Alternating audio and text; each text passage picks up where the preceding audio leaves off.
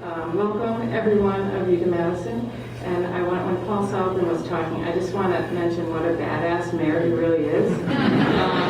On day 13 of the Capitol occupation, which a lot of individual co-op members participated in, he was there every day. And this was the day that the police were going to try to convince people to willingly leave the Capitol. And he came up to me and a couple of friends of mine and he said, "Those police aren't going to arrest anyone. They don't have any handcuffs, they don't have any riot gear, just stay where you are." So anyway, we appreciate that, and we appreciate his willingness to engage cooperatives in discussing how we move forward. And we also appreciate his appointing a worker co-op member who is an alder to some key committees in the city. So we've got that going for us. But relationships, you mentioned relationships, Audrey mentioned relationships, everyone's mentioning relationships, and that's really what co-ops, I think what is the co-op advantage is relationships. And the Madison Area Worker Cooperative Network, we've got buttons that we're donating out there, and we're trying to do outreach to the community, and one of them says, "Capital at the service of labor." And that's a really completely foreign concept to Americans. I think it's really hard, even for people who study economics, to really understand the true meaning of that. But the worker cooperative sector, we work on that every day. And living in a capitalist society, we have to deal with capital, and we have to play by the rules of capital economics.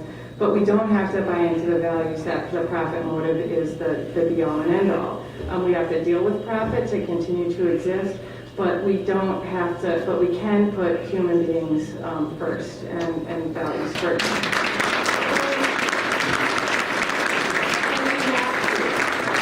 We're living in the state of Wisconsin. We are dealing with an unprecedented level of legislative and administrative power grabs that I don't think anyone in this state, I don't think anyone even in Mississippi or Alabama, for those of you who really could even have anticipated such incredible repressive and heartless agenda rolling out so quickly.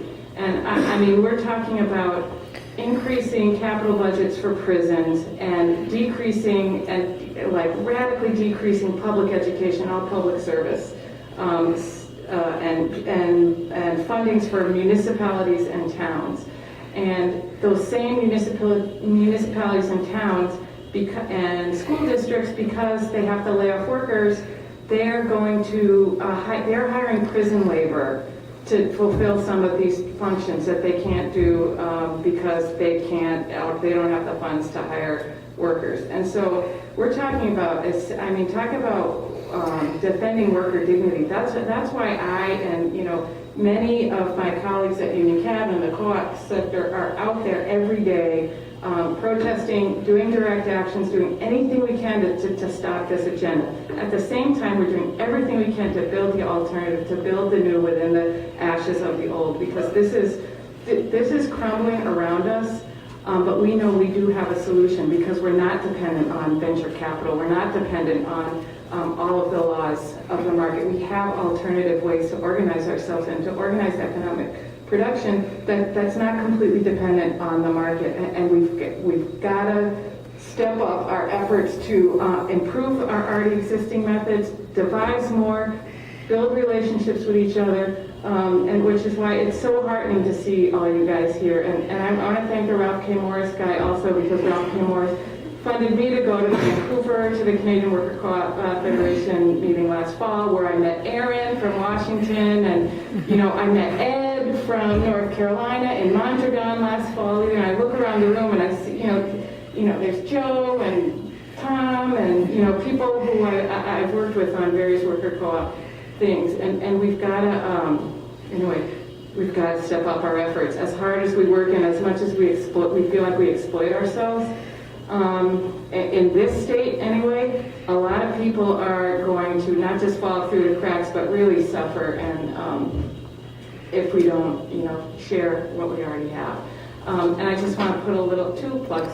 One, the North American Worker Co-op Conference in 2011 is going to be in Quebec, and this is going to be the launch of Secopa North America, the worldwide worker co-op organization. Tom Pearson and I are on the conference planning committee for that, and there's flyers out there at this table. And before that conference is the Business Succession Employee Ownership Conference. So it's 5 days of worker co-ops all the time in Quebec in October, and I hope you take a look at that and go. And the other thing I want to plug is you're all invited to my house after this at 4217 School Road. My husband and I, every Thursday night, have a big party anyway, so come on.